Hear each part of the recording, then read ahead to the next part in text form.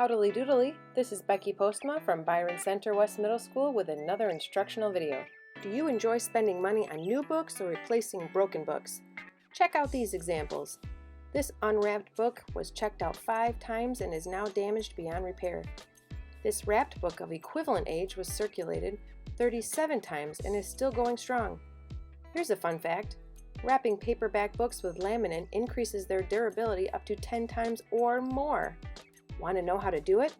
Hold on to your horses as we review the steps needed to process and laminate paperback books. Let's get started. Step 1 is barcode placement. At West Middle, the barcodes are placed somewhere in the top 3 inches of the upper left-hand corner of the front of the book, even if it covers some of the artwork and the title. The location of the barcode allows for increased efficiency when scanning, which is greatly appreciated when I complete inventory at the end of the school year. These are some examples of where not to put a barcode. Plus, having the barcode on the front of the book provides the reader a reminder about who the book belongs to and where it is to be returned. For those not using laminate to cover your paperbacks, please tape over the barcode label. If it is not covered, the barcode quickly rubs off, thereby becoming unscannable and unreadable. Since we are covering this particular book with laminate, we do not need a label lock, given how the laminate covering will protect the label. Step 2. Add a due date card or sticker. These are placed on the flyleaf of the book. This step is optional for classroom books. Step 3 involves using a school stamp either below or above the due date card or sticker. This is optional for classroom books. Step 4 is adding the spine label. Formatting for spine labels vary per building. I use a label maker to print spine labels. The first line of all of my fiction books is FIC, with the second line being the first 3 letters of the author's last name. I still use the Dewey Decimal System for nonfiction books. Graphic novels start with GN, followed by the author's last name. The first line for all of my picture books are PIC, with the second line being the first 3 letters of the author's last name. Spine labels are optional for classroom books. Many teachers choose not to have them since the books in their classrooms are not typically alphabetized. Labels are placed about 1 to 1.5 inches from the bottom of the book. If you are not adding a genre sticker, use a label lock or a piece of tape to cover the spine label, unless you are laminating your paperback book. Step 5. Genrefying. West Middle School books in the library and the classrooms are separated by genres, which are each assigned a specific color. The book I am processing now will be added to our fantasy section, which is denoted by a red sticker or piece of tape. Decide which genre or genres should be added to your book. Place the corresponding sticker either underneath or above the spine label. Tape over the genre sticker if not laminating the book. Moving on to step 6. Measure the correct size of laminate. Lay the book on top of the unpeeled laminate. Add 1 to 2 inches of overhang around the entire book with the exception of the spine. Flip the book, wrapping the laminate around the entire book. Make note of the extra 1 to 2 inches needed and cut upon that line. Unpeel about half of the laminate.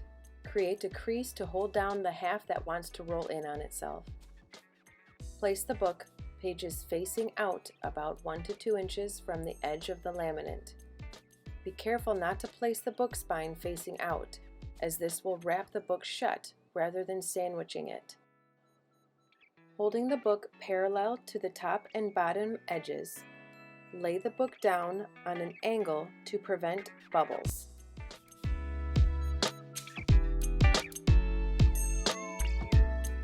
Flip the book over and squeegee any bubbles out with a ruler. This step also ensures good adhesion of the laminate. The next step is to cut the edges of the laminate off from the first side of the book. Holding the edge of the laminate, cut the edge off, creating an isosceles triangle on both the top and bottom of the outer edge of the book. Be sure to cut as close as possible to the corner of the book. Keep the triangles for later use. About 1 inch from the spine, cut a 45-degree angle into the laminate.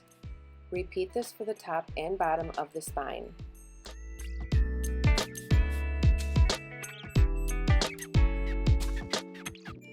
Curling your fingers around the cover of the book to create a tight finish, stick the overhang of the laminate to the inside of the book. Repeat this step for the top, bottom, and the right-hand side of the book. To get a tight fit around the spine of your book, place your fingers on the front of the book along its edge perpendicular to the book's spine. Curl your fingers around the edge along the spine. Press the laminate down along the spine. Continue curling the laminate around the spine until the first 1/4 of an inch is covered on the other side of the book. Once complete, flip the book over to the uncovered side. To cover the remaining side of the book, grab the laminate with one hand. As the backing of the laminate is peeled off, simultaneously use the squeegee or ruler in the other hand to stick the remaining laminate. This minimizes bubbles. Once complete, inspect for bubbles and squeegee them out. Repeat the process of cutting off the corners of the laminate from the outer top and bottom of the book. Put aside the corners being cut off. Fold in the overhanging laminate on the remaining edges of the book. Cut off the excess laminate from the top and bottom of the book spine, getting as close to the book as possible. Keep these small pieces of laminate for later use as well.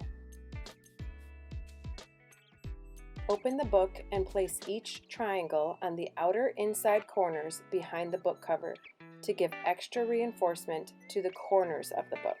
Do this for the front and back of the book.